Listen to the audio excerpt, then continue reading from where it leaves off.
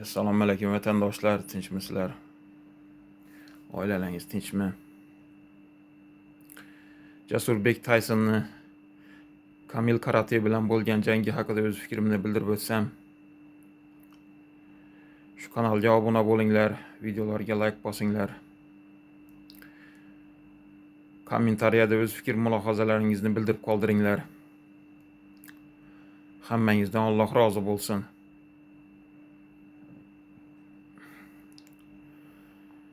Jasur Tayson jangi haqida aytadigan bo'lsam, Yevropadan turib kuzatdim. Jasur Taysonni Kamil Karate bilan bo'lgan jangini.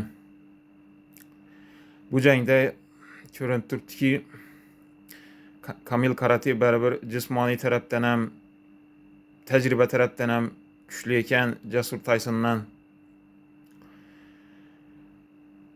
Mayli, nima bo'lganda ham yutqazgan bo'lsangiz ham Jasur aka, keyingi janglaringizda faqat omad tilayman. Yaxshilab tayyorgarlik ko'rib, yana bir 4 ta 5 ta jang o'tkazib, keyin Kamil Karate bilan revansh olsangiz, Xudo xolasa inshaalloh yutasiz Kamil Karateni deb o'ylayman. Baribir Kamil Karateni tajribali ekanligi bilinib turibdi. Jangda yutdi Jasur Taysonni. Jasur Tayson uka, Xudo xohlasa ko'ngilni cho'ktirmang. Hammasi yaxshi bo'ladi. Negativlarga umuman e'tibor bermang. Olg'a qadam bosing, olg'a. Olg'a O'zbekiston.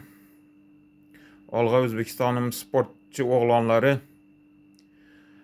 Endi bu sport, endi bitta jangda yutasan, bittasida yutqazasan. Shu. Faqat yaxshilab tayyorgarlik ko'rib, endi parterda ham, stoykada ham yaxshilab tayyorgarlik ko'rib, Xudo xohlasa keyingi jangda Kamil Karate bilan yana revansh olsangiz, Xudo xohlasa inshaalloh yutasiz deb o'ylayman, Jasur aka Tayson. Umuman negativlarga e'tibor bermang, faqat olg'a qadam bosing.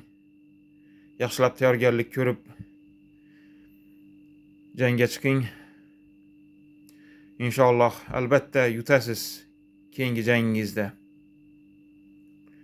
Sizni qo'llab-quvvatlayman, yutqazsangiz ham, yutsangiz ham har safar. Jasur aka, hali sizni g'alabalaringiz hammasi oldinda hali. Hammasi yaxshi bo'ladi. Ko'ngilni cho'ktirmang. Faqat olg'a. Olg'a O'zbekiston.